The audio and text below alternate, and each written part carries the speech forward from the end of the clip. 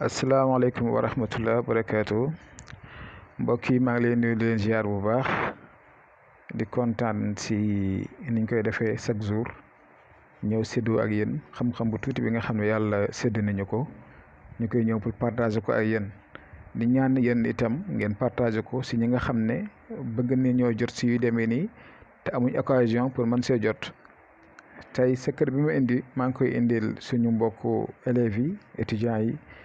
ñi nga xam ne jàng nañ ba pare amuñ liggéey ñi nga xam ne ñu ngi wër liggéey mënuñ ko am wala sax ñi nga xam ne ñu ngi am liggéey ba pare te liggéey bi ñu am mënut a faj seen aajo yi mënut a faj seen soxla yi nekk si entreprise considéré yuñ la wala ngay ragal pour ñu dàq la fa wala nga ragal pour nga am ak problème ak ña fa nekk.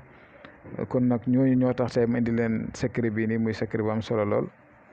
muy jëm si képp ku bëgg ut liggéey rek te bëgg ko am incha allahu rabi mu jafe la maa ngi lay digal nga def lii ne incha allahu taala di nga si gis ay résultats incha allah.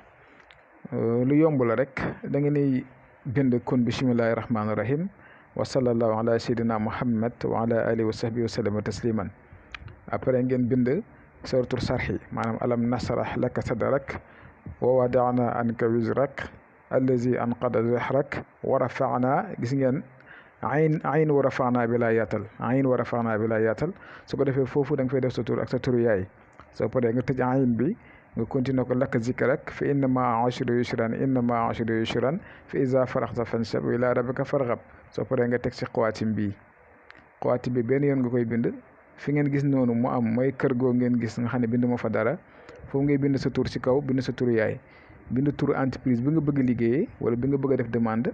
wala turu entreprise bi nga xamante ni fa ngay liggéeyee bëgg fa am ndam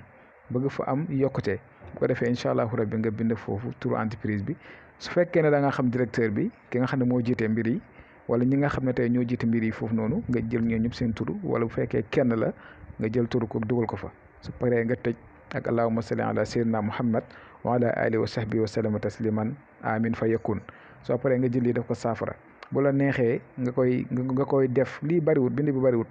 bu la neex nga koy def chaque 3 jours wala chaque 4 jours di ko raayoo ngay zikkar saar bi muy alam nasrah laka sadrak ba mu jeex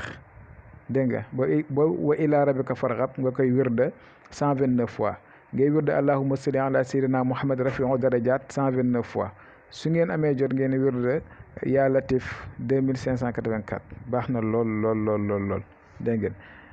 tey lii laa leen indil muy nekk mbir mu am solo lool te may leen di digal ngeen jëm ko def wala ngeen defal ko bu fekkee am ngeen ay rak ay mag ay am di jàmm yoo xam ne si ni ñu ngi koy sàkku di ko ut ngeen defal leen ko muy mbir mu am solo lool. kon nag maa ngi yem fii di leen di jox dig daje ba si waay jàmm incha allahu taala asalaamaaleykum wa rahmatullah wa barakaatu. maa ngi leen di ñaanal jàmm di ko ñaanal suñu bopp dégg nga di soññ ñëpp nag pour ñu góorgóorlu seen côté diine waaw asalaamaaleykum wa rahmatullah.